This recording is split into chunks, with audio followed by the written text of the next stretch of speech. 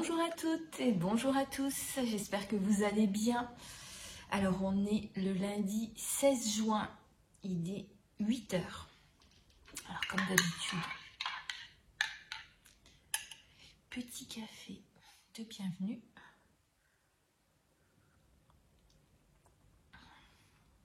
Écoutez, j'espère que vous allez bien. Moi, je suis contente, je vais chez le coiffeur. Et ça fait une ou deux fois que je reporte. Je crois que c'est une fois que je reporte quand même. Une fois que je reporte, parce que bon, j'ai eu problème de santé que vous connaissez. Et là, j'ai trop besoin d'y aller. Je sais pas si vous connaissez l'appli Planity. Voilà, l'application Planity. Alors, il faut savoir que c'est vraiment plus comme avant. Il y a 10-15 ans en arrière, j'appelais ma coiffeuse. Rendez-vous dans la journée, voilà.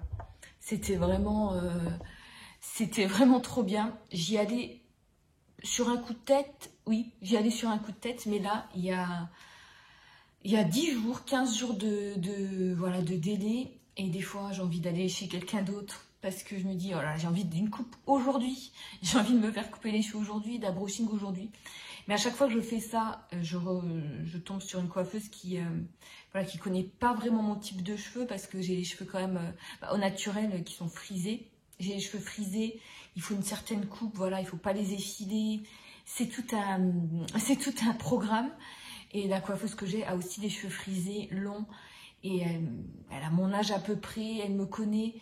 J'ai toujours cru que j'avais les cheveux épais, mais non, ils sont fins. Elle m'a appris beaucoup de choses sur mes cheveux. Donc, je lui reste fidèle. Je lui reste fidèle parce que j'ai trop été déçue. Donc, je patiente. J'aime pas patienter, mais sur ce point-là, j'apprends la patience. Donc, bien sûr, je vous montrerai le résultat tout à l'heure. Cette semaine, j'ai un rendez-vous pour le contrôle technique de ma voiture. Et je suis sûre à 90% qu'elle passe pas. Parce qu'il y a un voyant qui s'allume et c'est marqué anomalie. Alors déjà, quand vous voyez anomalie quelque part, vous dites, bon, voilà, pourquoi il s'allume? Qu'est-ce qu'il me veut? Et c'est anomalie ABS, je crois. Et j'ai été voir quelqu'un qui a passé une valise ou une balise, je ne sais pas, je ne sais plus comment ça s'appelle. Il m'a dit, il n'y a aucun problème. C'est juste un problème de contact. Je me suis dit, ok. Et j'ai continué à rouler comme ça, parce que je fais de petits trajets. Voilà, pour mon boulot, je fais des petits trajets. Et là, je me dis, je vais quand même passer le contrôle technique, mais à mon avis, je vais lui dire, c'est juste un faux contact, à mon avis, il va me rironner. Donc voilà, je pense qu'elle va pas passer, et après, je ferai peut-être le tour des garages pour voir si je la fais réparer ou pas. Alors moi, j'ai une voiture que j'adore, hein. Moi, je suis très attachée à ma voiture, mais elle est de 2006, je crois. Elle a 20 ans, elle a presque 20 ans. Elle a pas beaucoup de kilomètres, 130 000 kilomètres. Et j'y suis attachée parce que, je sais pas, je l'adore. C'est une cabriolet, une 206 cc. Je la mets pas souvent en mode décapotable, mais ça m'arrive et c'est très agréable. Donc, mais c'est pas pour ça que je l'aime bien. Je l'aime bien parce que j'aime la couleur. Elle a un bleu un peu pétant comme ça. Et j'y suis attachée parce que je suis le genre de personne à s'attacher à ses objets et à ses voitures. Je m'attache à mes voitures. Et pour moi, elles font partie de ma vie. C'est comme des personnes. Là, c'est pas comme des personnes, mais je sais que là, je me suis un peu préparée au fait de devoir en changer, quoi. Donc voilà. Donc là, je vais me préparer, rendez-vous chez le coiffeur. Je pense que je vais garder la longueur, je vais juste refaire un peu la coupe. Je voulais faire un carré plongeant, voilà. Un carré plongeant, mais j'ai pas envie. Regardez, ça ferait comme ça. Ah, j'ai pas envie. Ah si, quoique. Ah, j'en sais rien. Non, mais j'ai pas envie. Je sais pas. Bah écoutez, on verra. On verra ce que ça donne. Et voilà, et je retrouve tout de suite après. Non mais regardez ce qu'il y a sur le mur de ma maison. Qu'est-ce que c'est que ce truc? C'est immense. C'est quoi? Oh, qu'est-ce que c'est que ça? Voilà, je sors de chez le coiffeur, je vous filme le résultat. Alors j'ai pas refait de mèches, hein. On refera des mèches en automne. Là j'ai ma couleur naturelle, mais je commence à avoir quelques quelques cheveux gris, blancs, mais très légers. Donc on fera quelques mèches. Elle me reprendra les mèches ici. Elle me fera des mèches de ma couleur naturelle ici. Parce que là, j'ai comme voilà, une grosse démarcation. Mais là, j'avais pas envie de faire de mèches. J'avais juste envie de redégrader un petit peu. Et voilà. Donc je me suis trompée en fait. Sur le site Planity, j'avais pris rendez-vous avec sa collègue. Et finalement, elle a réussi à me prendre. Voilà, c'est ma coiffeuse habituelle. Elle a réussi à me prendre, donc je suis assez contente. C'est une bonne chose de fait. Parce que voilà, bon, si je reprends le travail, je veux quand même avoir une coupe assez normale, on va dire. Voilà, je suis contente. Elle m'a enlevé toute la masse que j'avais ici. Donc même quand là, j'ai demandé un brushing. Mais d'habitude, je les fais friser. Donc j'ai les cheveux frisés. Donc elle m'a dit on va bien dégrader ici pour qu'ensuite quand tu vas les boucler, ben ça va remonter quoi. Donc voilà, et ben on se retrouve après. Non mais le truc il est immense quoi. Qu'est-ce que c'est que ce truc? On dit mais non, je sais pas ce que c'est. C'est quoi? Je vais regarder sur internet. Je vous dirai. Bonjour à toutes, bonjour à tous. Alors je vous reprends le dimanche 22 juin. Si vous avez vu mes posts, vous savez que ma semaine a été assez mouvementée. Donc je vais vous faire un petit topo de ce qui m'est arrivé. Alors je partais pour une reprise du travail tout simplement. Mais malheureusement, ça ne s'est pas passé comme je l'espérais. Vous savez que ça me tient à cœur de partager à peu près ce qui m'arrive, tout en restant dans ma réserve naturelle. Enfin, vous me connaissez maintenant. Je vous montrerai après comment je vais ranger mon petit bureau en haut. J'ai changé de lieu. J'avais envie. Voilà, j'avais envie d'être dans mon bureau. Ce qui s'est passé, donc lundi, donc j'ai été chez le coiffeur. J'étais toute contente. Je me suis dit, voilà... Je vais reprendre le travail bientôt, j'étais satisfaite. Et le lendemain, donc mardi, j'ai reçu un coup de téléphone. Alors j'ai reçu 2 coups de téléphone de la secrétaire de mon hématologue et ensuite de l'hématologue en elle-même qui me disait qu'il fallait refaire des examens complémentaires. Et voilà, apparemment les premiers résultats, enfin elle ne l'a pas dit que les premiers résultats n'étaient pas très bons, mais vous savez quand vous êtes dans une longue expérience comme moi de la maladie, vous savez très bien que lorsque vous avez un appel, c'est pas bon signe. Une très bonne prise en charge de la part de mes médecins, et ça j'en ai conscience. Et j'en ai aussi conscience de vivre en France, et que je crois que les gens ne se rendent pas compte de tout ce que fait la sécurité sociale, quoi, de tous les soins qui sont pris en compte. Pour moi, c'est extraordinaire. Mais là, ce que je peux reprocher un petit peu, c'est un manque de transparence, parce que on m'a dit de faire des examens, après on m'envoie à la maison, je reçois par courrier d'autres examens, enfin voilà, ça a été compliqué. Mais bon, c'est toujours aussi le stress quand vous avez une période de flou comme ça, vous ne savez pas... Vous savez pas ce qui va vous arriver, quoi, tout simplement. Donc voilà, je vous passe un peu ma semaine. Mardi, j'ai eu ce coup de téléphone. Mercredi, j'ai dû aller voir des spécialistes. Donc j'ai dû voir un cardiologue, un angiologue. L'angiologue, il fallait que je voie les gens avant vendredi. Alors comment vous dire que moi, un angiologue, j'en avais jamais vu. Mais je sais que, je l'ai su après dans la salle d'attente d'angiologue, que les délais sont très longs. Et là, j'ai eu un coup de chance, on peut appeler ça quand même un coup de chance. J'ai été sur Doctolib et j'ai été sur Doctolib. Alors, faites pas attention au bordel derrière, je vais ranger mon bureau. Voilà. Bon, bref. J'ai été sur Doctolib et il y a eu un désistement. Alors, j'ai eu de la chance, entre guillemets. Donc j'ai eu mon rendez-vous en 2 jours et quand j'ai dit ça dans la salle d'attente, parce que moi je parle toujours dans la salle d'attente avec les gens, et ben du coup ils m'ont dit mais c'est pas possible, je dis bah si, voilà. Donc du coup j'ai fait tout ce qu'on m'a demandé.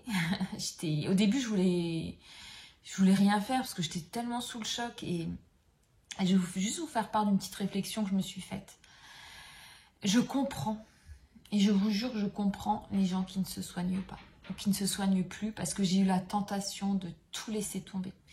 Ça demande une énergie folle de se rendre à des rendez-vous médicaux. Surtout quand vous êtes dans cette période de flou. Ça demande une énergie folle même de répondre au téléphone, quoi. De répondre, d'être la personne qui doit encaisser. Et j'ai la nostalgie du temps où j'étais enfant, où c'était ma mère qui encaissait tout. Et je pense des fois à des hommes de mon entourage, c'est plutôt les hommes âgés, qui en fait ne font rien. Vous voyez ce que je veux dire? Ils laissent leur femme gérer. Moi, je connais encore des hommes dans mon entourage, voisins ou famille, qui sont pas acteurs de leur santé, c'est-à-dire que leur épouse leur prépare des médicaments tous les matins, leur épouse leur prend les rendez-vous, leurs épouses conversent avec les médecins. Donc en fait, il y a des gens qui ne veulent rien savoir. Donc du coup, ils sont protégés. Et moi, je me dis, mais je prends tout en pleine figure, quoi. Et je comprends les gens qui baissent les bras, quoi. Parce que ça demande je dirais pas une force, mais une énergie folle, quoi. Donc voilà. C'était une petite réflexion, une petite parenthèse. Deuxième parenthèse, petit coup de gueule, là. J'en ai marre des numéros de démarchage commercial. Quand vous attendez des coups de fil comme ça, moi j'ai failli louper tous mes rendez-vous parce que je ne voulais pas répondre. Donc il y a les numéros qui commencent par 04, 01, 02. Bon, maintenant on les connaît. Mais il y a les 06 maintenant, les 07. Et moi j'en reçois, je pense comme vous, on en reçoit peut-être pas une dizaine par jour, mais quelques fois, au moins j'en reçois 2-3 par jour. Et des fois on a la tentation de ne pas répondre parce qu'on se dit de toute façon c'est du démarchage commercial, démarchage téléphonique, on ne répond pas. Et là, j'ai failli louper mes conversations avec les spécialistes à cause de ça. J'ai vu un 03, je voulais pas répondre parce qu'on a quand même des craintes que ce soit voilà, un rendez-vous pour, je sais pas, les énergies ou des trucs comme ça, d'offres commerciales. Et du coup, j'ai eu le cas d'une fois où c'était une secrétaire qui m'a appelée. Et genre, c'était vendredi à 15h30. Et le service ferme à 16h. Donc, vous imaginez même pas le week-end qu'on passe, quoi. Genre, rappelez-nous, voilà. Et puis, vous savez pas. Donc, voilà. Ça, c'est vraiment un gros coup de gueule parce qu'il y en a vraiment marre. Je crois avoir lu un article disant qu'en 2026, ça va s'arrêter. On espère. Donc, du coup, j'en reviens à mon récit. Donc, du coup, j'ai fait tous les examens. Et là, c'était vendredi, j'ai eu rendez-vous. Et là, on m'a dit tout de suite, il faut commencer une nouvelle chimiothérapie. Un nouveau traitement, donc c'est une thérapie ciblée. Ouais. Et donc j'avais été voir un cardiologue donc de l'hôpital juste avant. Et lui avait des comptes rendus. Alors j'adore mon cardiologue. Franchement, je l'adore. Et lui avait des infos que je n'avais pas. Et moi, j'étais assise à côté et j'ai dit, ah bon parce qu'on a fait une échographie, le CG, voilà. Et puis c'est pas un bureau normal. Donc moi, je suis assise sur la table comment dire, d'examen. Et lui, il est à côté. Et puis c'est un jeune. Et puis lui, il parle tout haut, quoi. Il fait, ah donc là,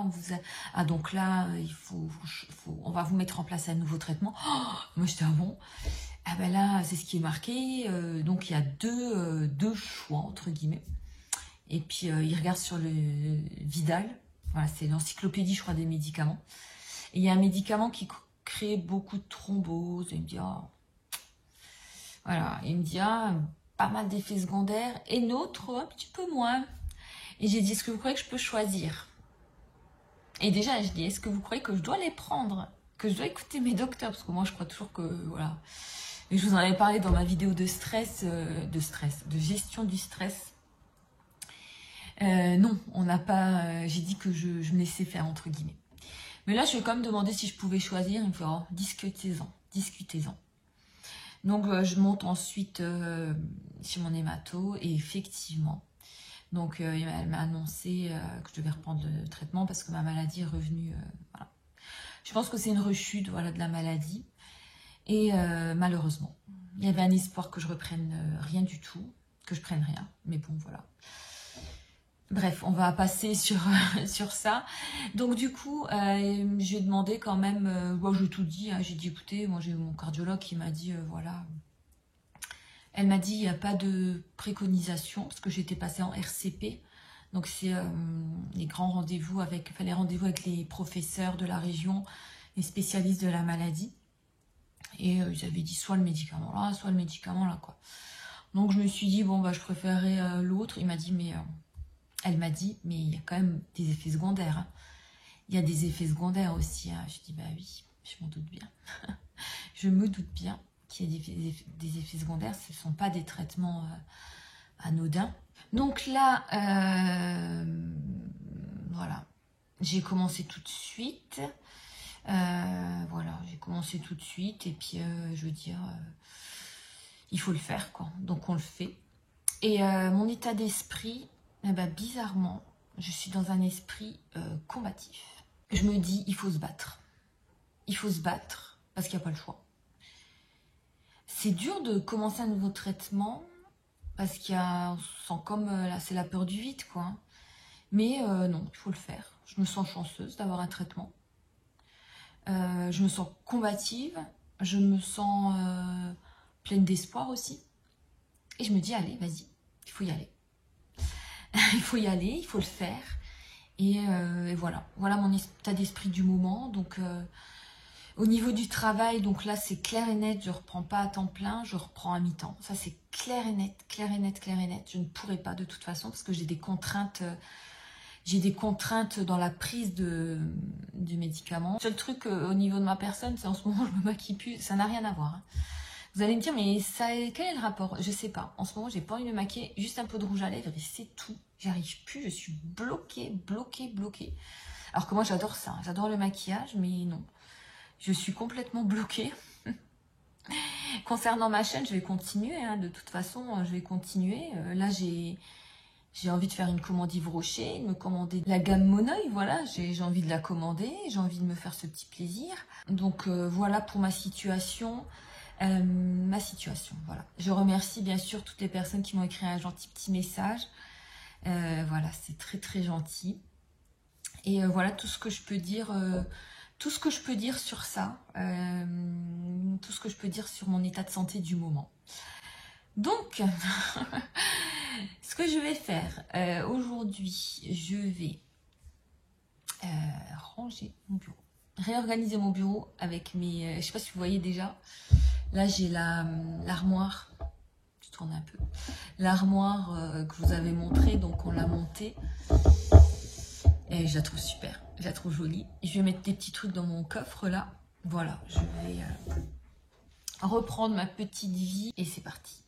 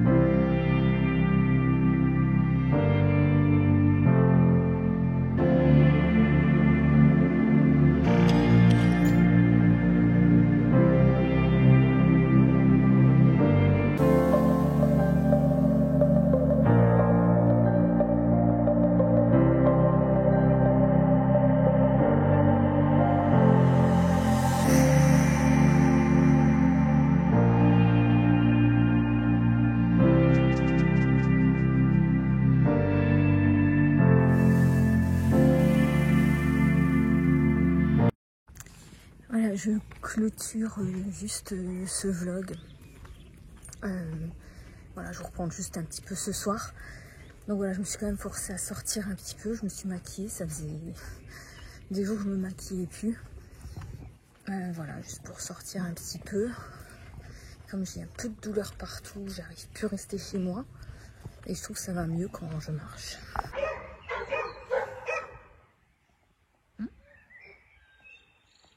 Je peux parler. Donc voilà, ben, non, je peux pas parler.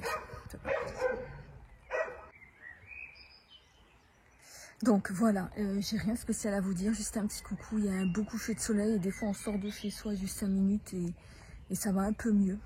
Donc voilà, ben je clôture ce vlog ici. Je vous fais de gros bisous et je vous dis à tout bientôt.